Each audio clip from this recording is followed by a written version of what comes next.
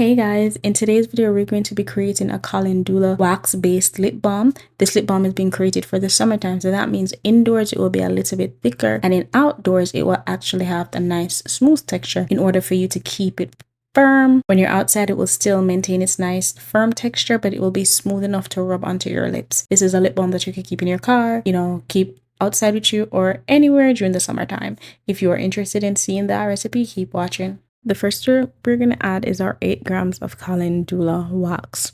This wax is an alternative, a vegan alternative to beeswax. I'm using this wax because it's a bit harder than beeswax, hence why I am using it in this product for the summertime. Usually in like a softer recipe, you can add more beeswax to make it harder. However, it takes a lot more heat to melt Calendula wax, hence why it is perfect in this recipe for a lip balm that maintains its texture in the heat and in the hot summer times. In addition to that, once it's melted, it does, makes your skin moisturized and it glides onto the skin. However, if it is hard, it is going to have a drag on the skin. So that's why this is used for our summer lip balm. Next, we're going to go ahead and add our kokum butter at 7 grams. We're adding kokum butter to this recipe because of kokum butter's texture. Usually I'd add mango butter, but for this one we're adding kokum butter for its thick texture. We're adding the kokum butter after the beeswax because it is a bit harder than shea butter, so I want the heat to hit it first before it does the shea butter. That way everything can get to melt, in a timely manner. So the Calendula wax first, kokum butter, then shea butter, and then it will combine. Next, we're going to go ahead and add our unrefined shea butter. I chose to use unrefined shea butter in this recipe because that's what I have. You can use whichever shea butter that you want to use for this recipe. I'm adding shea butter to this recipe at 6 grams. You could definitely just use shea butter in this recipe if that's all you have. However, it will make it a bit softer, so you'd have to test it outside in the heat to see how it will hold up. The next thing we're going to do is add our combination of carrier oils. Now, the first oil I'm adding here is my fractionated coconut oil. I am adding 20% fractionated coconut oil, which is equivalent to 6 grams coconut oil and 7.5% jojoba oil. Now, this combination of oil is a bit unique to this recipe. I usually go for adding grapeseed oil to my lip balms or even sweet almond oil. Those oils are very nourishing and last quite long on the lips. However, for the sake of this video, we'll be using fractionated coconut oil. When you do choose to do this on your own, try to add oils of your choice or use one of my suggestions as grapeseed oil or sweet almond oil. Not so much fractionated coconut oil. Fractionated coconut oil works better for me in my case in lip gloss. The next thing I'm going to do is combine my cool down phase additives. So that means I'm going to combine my vitamin E oil that I like to add. I don't really use essential oil in this lip balm. I have done it in a lip balm before, but not this one specifically. So I'm adding in my vitamin E oil, and then I'm going to go ahead and start adding in my fragrance oil, my banana. I think this one is my banana splash fragrance oil into this little beaker to combine them together. Now that I've added them both, I'm going to go ahead and combine them together so when it's time to add it to my melted butters and wax, I would already have it prepared. Now that that's cool, then I'm going to go ahead and line up my lip balm tubes. My lip balm tubes, if you're making a small amount, you can line them up like this and pour in your mixture inside of it, your melted wax and formally your ingredients. You can melt them and pour them inside of this. That's if you're making a small amount. But if you're making a large amount for a business like what I used to do, I had to get something like this in order to put them in. There's different types, but I chose this one and I'm going to flip it over. I'm not sure if it's going to work for just 7 of them, but let's.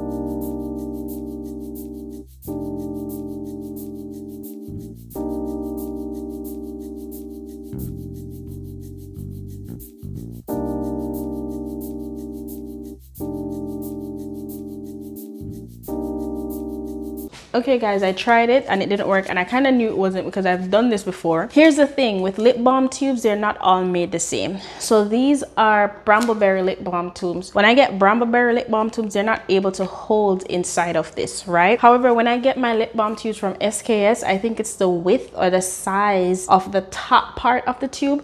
It fits in here very snug and I can put them in and then flip it over without it falling out. If you use this one, I'm gonna have to check the dimensions of this one. Once you flip it over, it falls out, right? So I'm just gonna have to pour these in and just call it a day.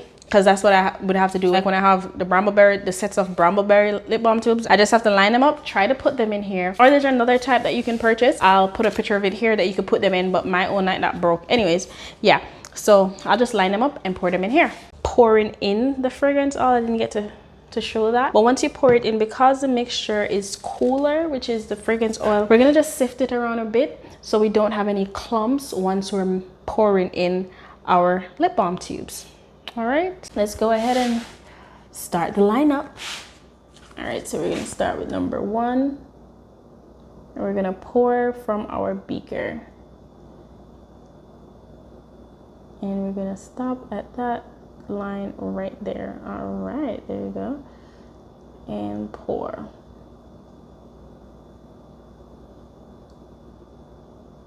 Now when you have one of the tools that I showed you earlier, I could just pour and pour, and then even if some things, like say, like, you know, some of them spill over or anything like that, I don't have to worry about that, because it comes with a little scoop to scrape off the top, and it literally makes your life so much easier. These should actually be filled to the top, but I'm just being cautious because I don't want it to spill over. All right, let's go in, and I have somewhere to put the rest of that as well. And as you can see, it's taking its time to cool down. Right, so now that's poured in, it's gonna start to solidify pretty quickly. As it solidifies, I'm just gonna leave it here so it can solidify while you guys watch it. Now, notice I didn't fill them all the way up. If I were making these for customers, I would fill them all the way up, so hence why it has like a little bit of a hole inside of it, but that's okay. So if we did fill it up and I was about to sell it and it had the hole, we would use a heat gun and lightly blow over it to kind of melt the top and have it form together again. When I have a little bit left, I like to add them in, you know, these small containers, the easily accessible ones, and I can pour this up and fill it for you.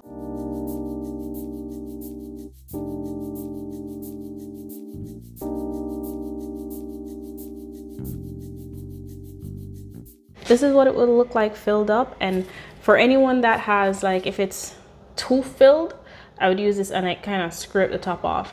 And that's also for that blue thing that I was showing you. If this was inside of it, I would just use this blue thing and just scrape the top off, right? And to make everything so much easier. But this is what it looks like filled up. For the ones that I didn't fill up, this is how they're looking. But I'm okay with that. I can push it up and use it, you know, because it's not for sale, it's just for me, so I can push them if I use them. And this is another extra one that I made this one just to put down because I had extra, and I could just, you know, rub my finger in it and use it. This is a bit more of a firmer type of lip balm, but it's meant for you to have outside so it doesn't melt so easily. And here it goes. Look, I'm just trying to show you the texture. It melts with your body texture, you see, so it goes onto your skin. Let me show you on my lip. Hopefully you can see that. So I'm gonna go ahead and I'm going to put it on. Remember earlier when I mentioned that Candelilla wax may have a drag on the skin, and sometimes it can leave a little bit of a, you know, you can see little pieces. It might be a bit brittle, breaking off. That's what I was talking about. That's because it's still hard. However, once I put it in my car and have it outside and it melts, it just glides on like a regular lip balm. This one, I have another lip balm recipe that will work perfect in this, because once you put your finger in it, you can dip it up. With this one, because it's a bit firmer than the rest, it's a bit harder to kind of rub.